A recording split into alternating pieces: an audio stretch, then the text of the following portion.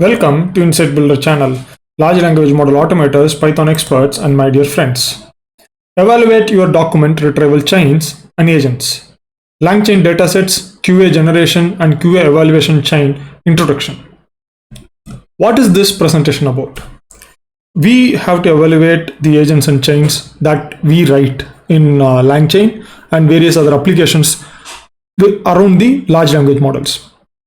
When it comes to these agents and chains, sometimes the way they provide the answers are unpredictable. And it need not be unpredictable. You can actually test these conditions if we can appropriately generate the data sets.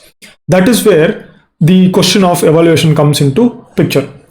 So let us start by thinking. There are many questions that agent answer correctly. That's good. But we have to also check how many questions the retrievers get correct. So retrievers are the document retrievers that we work with, like vector data stores that we have.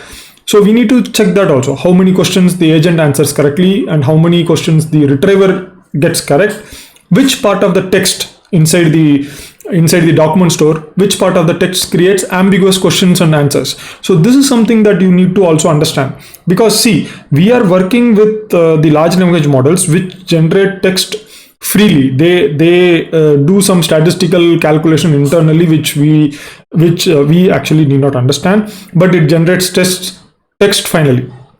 But these text could be extremely convincing, but it will be totally wrong. So when these kinds of ambiguous questions and answers are generated by the agents and chains, you need to go directly to the root of that particular sentence or the part of the text and work with that. And always you will be seeing that some of the answers you get the answers wrong from the agents or the chains that you are creating, and the same question might return different answers. So what is creating such a problem? And finally, the LLMs itself, when you are going to use for an example OpenAI LLM, the results might be good. When you try to use some other LLM from Hugging Face or from some other provider, you might actually get results which is totally different, or it might actually, the agents or the chains might error out. The maximum iterations might get crossed, and you will not get the answer. How to recover from these things? The point to recover from these issues is to understand how the agents and chains work underneath, and how we can actually help those programs or help those automated prompt generators. You guys must be already aware that agents and chains at the inner level of the programming are basically prompts that are getting created, and these prompts are sent into the LLM, and the thoughts, the data, intermediate data like agent, scratchpad, etc. is getting returned back. We discussed about these things in the tracing server in the earlier video. So if you are not aware of the earlier videos, I would suggest that take a look at my playlist, my YouTube channel, where you can take a look at this, evaluate agents and chains with Langchain. So this particular video introduces tracing, the tracing server, to work with tracing server. So that is one of the concepts that you can understand. But in case of this particular discussion that we are having, we are planning to evaluate the document retrieval chains, right? And how to work with that is the most important thing. So for that, I will not be touching tracing server here. So I'll be working with Langchain datasets and evaluation chains in this particular presentation. So introducing datasets. As I had already introduced the datasets, so let's go to the browser. The Langchain datasets, one of the key aspects of Langchain development team is they are extremely considerate and sharing the data that whichever they have got. So this is one of their moves where they have shared all their data sets, that they have it on various agents and various document retrievers. So for an example, the question answering with the State of Union, question answering with Paul Graham, you can take a look at that. You will see that they have created already a set of questions and set of answers. So for an example, what this means is that what were the two main things that the author worked on before college. So this is the question that the LLM creates. This is not created by anyone manually. So this is done automatically by the LLM, and you will see how to do that. And the respective answer, the two main things the author worked on before the college of the writing were writing and programming. So like this, both of these things will be done automatically, and we will see how to do that. And you will also see there are inside Hugging Face hub itself, there are ways to train the model and also to evaluate models. So once you create such data sets, you can work with the various data that we have got. Sorry for the disturbance. So we were discussing about the various data sets that's available and how you can use it inside the Hugging Face Hub. And the point here is that if you have not already signed up in Hugging Face Hub, do sign up. There are lots of other things that you can do in Hugging Face Hub apart from getting the data sets alone. See, as I have already taken a couple of videos on Hugging Face Hub, how to work with embeddings, how to work with various kinds of models in the Hugging Face Hub. You can take a look at my earlier videos also. Now let us go back to the PDF where the presentation I was explaining or introducing the datasets. In case of Langchain, you have to first of all install the dataset library from Hugging Face Hub. I'll be showing it. It's a basic pip install, and once you do that, you can actually pull down the datasets using Langchain classes itself. So it provides a couple of classes for that. I'll be showing you in a couple of minutes in the code. When it comes to the dataset creation, so you yourself can create datasets like question and answer for the documents that you have got.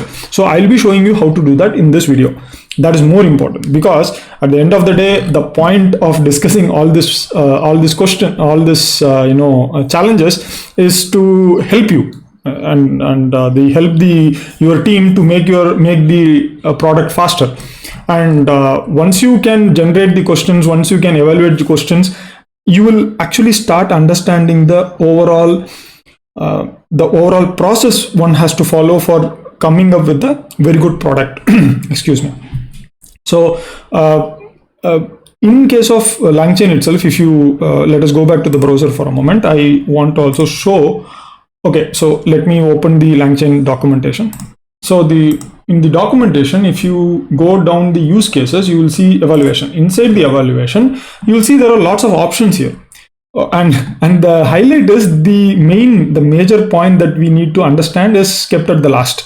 So you have to understand QAGeneration, you have to understand QA question answering, and you have to understand how to benchmark these things. So this actually should have been at the top. However, it's okay. That is how the actual setup is. So they start by first benchmarking. Excuse me. Sorry about that. There is some issue with my issue with that particular page. Let me check with my internet. So here also they introduce the various data sets, also the various steps that I'm already introducing. I'm taking it from the documentation only. I'm not coming up with something new. What I'm doing here is that I am only trying to break up these examples so that it will be easier for you guys to understand. A couple of points in this data sets might actually trigger a lot of token consumption. So you need to be careful. I'll be explaining to you how to work with them. So these are the things. So there is something called as data augmented question answering. This also I'll be touching this a little bit, but I will not be explaining in detail about these things. I would like you guys actually review these documentation. It's pretty simple because they start by creating this particular data augmented question answering starts by manually creating the question answering. So I am not going to do anything manually. I'm going to make everything automated. Okay, so here you will understand the manual process in this page. But what we are going to do is we are going to work with the QAGeneration. There is something wrong with my internet, so sorry about that. Let me go back to the presentation. So with that said, let us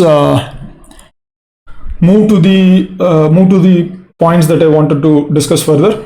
How the evaluation works. So the evaluation works by, first of all, either you have the datasets with you, you can evaluate that datasets, or you can actually create an array of question answers dictionaries, and then you can evaluate the question answers by predicting and then evaluating it. So there are three steps. You generate the question answers, you create the prediction using the retrieval chain, and then you evaluate the predictions and the actual answers, the results from the QA, from the retrieval chain. So these are the 3 steps. So create an array of question answers, create the retrieval database, and then use the evaluation chain for creating the predictions, and then evaluate it. So we'll be seeing this in action. Also, in all these steps, you can always use the tracing server also. No one is going to stop you. So each of these evaluation that is getting executed will be a separate trace inside the tracing server. So I hope that you guys have gone through my earlier videos. If not, I will attach the link for that video which I showed already on the tracing server. Along with this, take a look at that. That's very important. With that said, I would like to move to the Collab Notebook where we can practice. That's a major point I always say. I hope that you like this content. Do leave a like, share it with others, because the way we are working with large language models with evaluation is pretty neat. I really like this concept. And also subscribe to my channel so that once I update any new videos on Langchain, large language models, Hugging Face Up models, and various other big data related technologies, the video updates will directly hit your YouTube dashboards. With that said, let us move to the Collab Notebook. But please, remember that QA evaluation and QA generation will use tokens. And before you execute any of these things that I show in the Collab Notebook, ensure what are the dataset sizes before you execute. Okay, because it's pretty easy to lose the tokens in this process. This particular notebook will be shared to you from the GitHub repo. This particular repo, this is the notebook that I will be sharing. The link for this will be attached in the description below this video, in the YouTube description. Take a look at that. With that said, let me move to the Collab Notebook. I have already installed the libraries, the transformer datasets. This is the library that I was talking about. So you need to install this after you install Langchain, OpenAI, Tick Token, and Hugging Face Up. These are the 2 things that is necessary for you to get access to the dataset that is inside Hugging Face Up. So to access the dataset inside Hugging Face Up, you actually don't need to sign up. You can do it without the sign up or the username and password.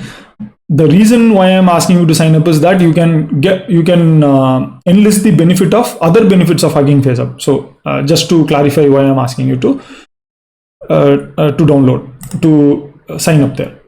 Once you load the dataset, so when you are going to load the dataset, you have to just provide the dataset name. So this part, only this part, you don't need to provide this Langchain Datasets / that is not required.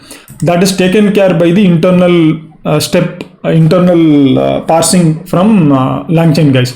So you don't need to, you have to just give this repo name. Also, you can copy it, but once you copy it, you will get the entire slash also. So that is one of the things. Once you get the dataset, you can see the length of the dataset. So in this case, if you take a look at the length of the dataset, all you need to do is just write length and check the length of the dataset, and you will get the total. So the length of the dataset is 11 here. It's a small dataset. It's a good thing, right? But we can see how's the dataset looking, how's the data structure actually. So you see it's basically a dictionary, a list of dictionaries with question and answer keys with their respective values. And let us proceed. Okay, so this is an example dataset that I'm showing, but I'm not going to use this. So what I'm going to do is I'm going to create my own dataset. How to create my own dataset? So it starts by your text file. So you need to have a text file which you want to read into and start exploring. So I'll be using vim_play.txt. This is one of the Vim playbooks that I have got. I use these playbooks to learn or master the various techniques inside the applications every day in the morning. So this is a series of exercises I do. What happens is I am going to use this notebook. I am going to use this text file, and I'm going to split it first, create the datasets, and I'm going to create predictions, and then I'm going to evaluate it. So you see the sequence: get the text file, split the text files, create the documents, and then generate the QA. So this process is important, generating the QA. So from the text itself, you can generate the QA. For all these things, you are going to use LLM, and then you are going to evaluate it. So the automation is really splendid in this case. So you guys have to understand this. This is pretty interesting. There are two LLMs I will be using. One is the Chat OpenAI LLM and the regular LLM. Chat OpenAI LLM will pull the GPT Turbo 3.5. So this Turbo 3.5 has a rate limit of 3 calls per minute. You cannot call more than that. That is going to create a little bit of a challenge. So you will see how to get out of that. And the generation chain, the QA generation chain, I can import it from Langchain.chains. Here I am importing the vim underscore play.text, and recursive character splitter is being used for splitting the text file. Your API key will go here, and next what I am doing is I am going to simply create a QA generation chain. So this generation chain is going to take the Chat OpenAI LLM. If you use any other LLM, for me it was erroring out. And I do not understand why it is erroring out. It should actually work with simple OpenAI LLM also, but something is not what I am expecting. So I think it will work only with chat related models. I will do my research. If you guys have some other ideas, do let me know in the comment section. So I'm creating this basic chain. What this chain will do is, if I give it a text, so for an example, let us take the text document here. So I think I already have it. Yeah. So for an example, let us take the text document that I've already splitted here. So you see this, I've already splitted the text data. And the first document 0 text underscore doc 0 gives me Vim playbook inside space Vim flavor. So this is what is the text contained in the first part of the document. When I run this in the QA generation chain, it actually gives me a dictionary with question and the answer. So this is automatically created. I did not create the question and answer. I just gave this text to the chain. I gave this text to this chain, QA generation chain, right? This is what I was telling. So now when you're going to use multiple texts, so I'm going to use multiple text. I'm going to take text docs 1 to 6, and I'm going to send it through the chain. So in order to send it through the chain, in Langchain, what they say is you have to use chain.apply. I tried that, but it failed for me. Okay, so what I did is that, okay, since chain.apply failed, I decided to use a more traditional approach where I created a separate empty list, and I gave a sleep of 30. This is created because of the rate limit I was telling. And then I am sending each of these text splitting into the chain, the QA generation chain, and I am appending the data that comes out into the QA underscore dataset. And if you look at the QA underscore dataset, by default, each of these comes out as list. So the output of chain.run is a list actually. This again creates a challenge. So see, all these things was not actually predicted. I did not know how is the data structure inside the Langchain library, correct? I have to execute these things in Google Collab Notebook, see how is the data set. And once I look at the data structure, then I decide, okay, let me parse this data structure in such a way that I can use it for the next step. So this is all done through step-by-step understanding of the code. I cannot directly understand by reading the documentation or by knowing Langchain library. No, it doesn't work that way. You have to go through this process, whether it's me or whether it's you or even whether it's Langchain developers themselves have to go through this process. So don't worry about this kind of research. It is normal. Coming to the process of, so the QA dataset is created, and you can see, so if I now look at the QA dataset, let me show you how the QA dataset looks. So it will be a list of question and answers dictionaries.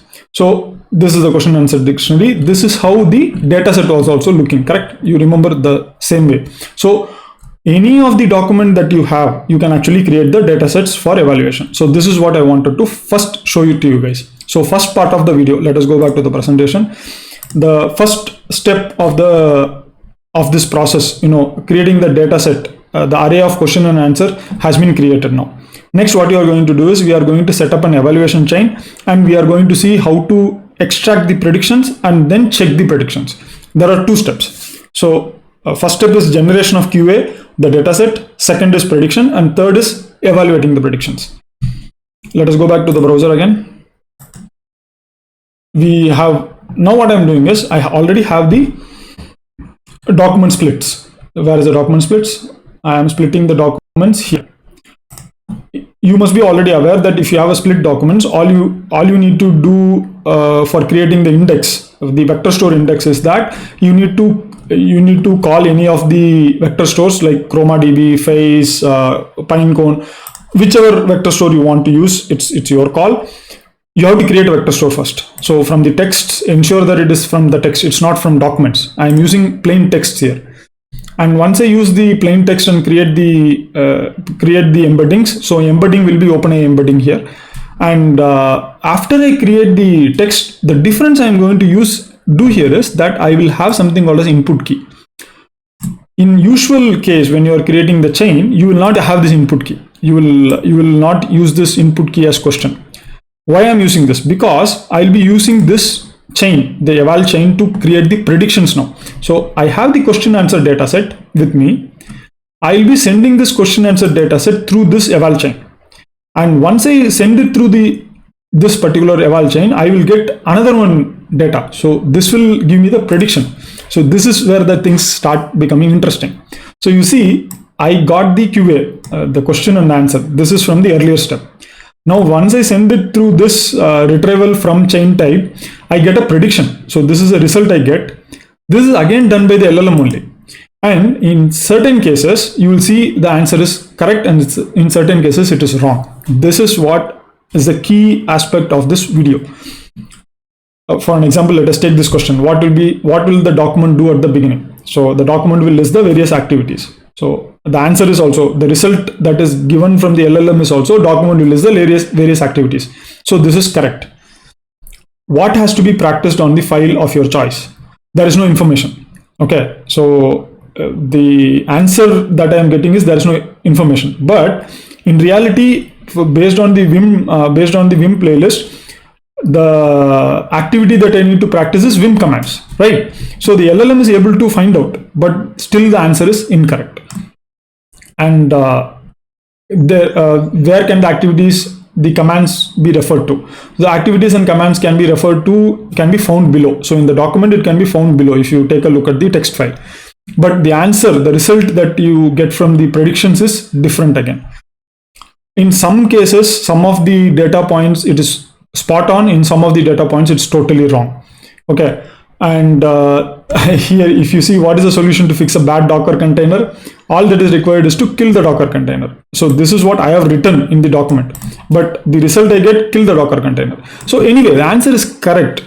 And sometimes when the LLM gives a prediction, it may not be exactly same as the way you have written in the document or the data inside the document. So you can actually understand these things, very clearly once you run this prediction chain.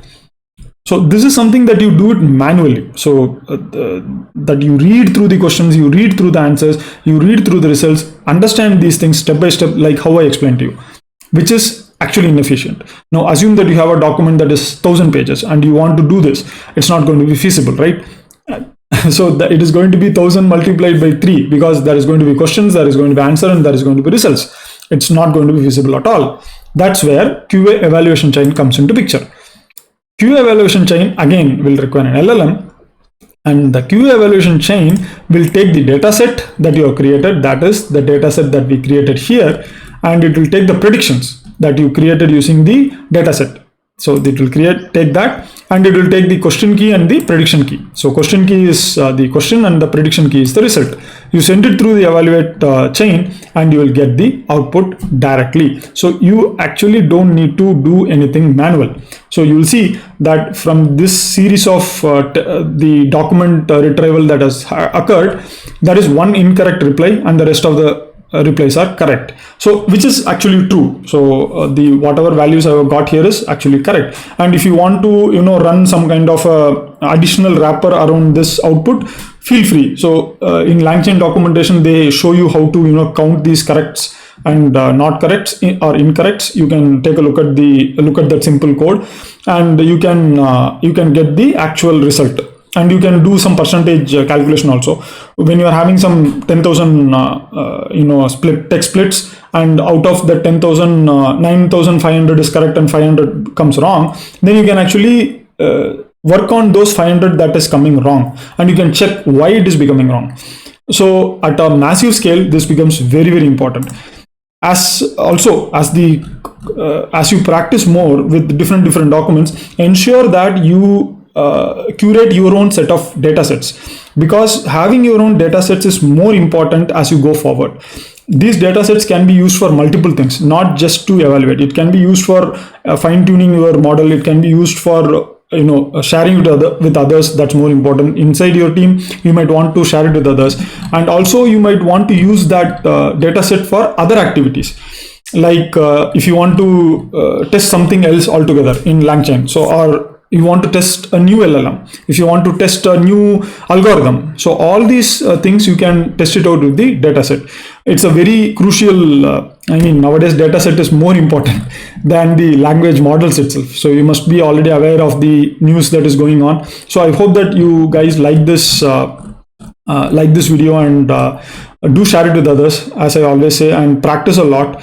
The most important step as we start moving towards automation of such kind of evaluation, testing, and automation of the large language models, it's going to be very crucial. Practicing is going to be more crucial than ever. I hope that you would like to subscribe to my channel. Do subscribe, and once you subscribe, the updates related to Langchain, artificial intelligence models, Hugging Face up models, etc. will be directly sent to your YouTube dashboard updates. With that said, I would like to leave with 4 words, that is practice, practice, practice, practice. See you guys and have a great time.